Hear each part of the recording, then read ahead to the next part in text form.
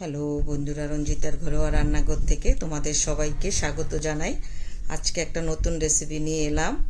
লাউ আলু চিংড়ি মাছ দিয়ে একটু পাতলা ঝোল। প্রথম আমি কড়াতে জিরে আর তেজপাতা ফোড়ন দিয়ে দিয়েছি, হালকা করে ভেজে এবার পেঁয়াজ কুচি দিয়ে দিলাম। এখানে একটা পেঁয়াজ, তারপর পেঁয়াজটা লাল করে ভেজে নিয়েছি। এবার কাঁচা লঙ্কা, হলুদের গুঁড়ো, জিরের গুঁড়ো, আদা বাটা আর নুন পরিমাণ মতো দিয়ে দিলাম।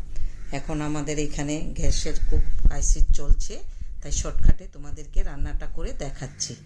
এবার চিংড়ি মাছটাও দিয়ে দিলাম, মশলার সঙ্গে ভেজে নিচ্ছি একটু সময় ধরে।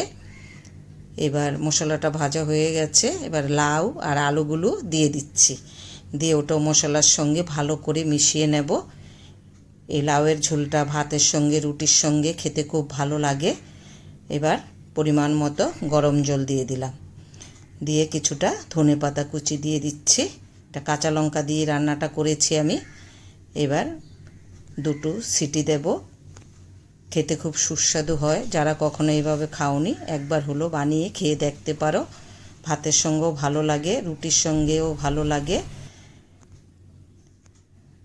এই দেখো, দেখতে এরকম হয়েছে।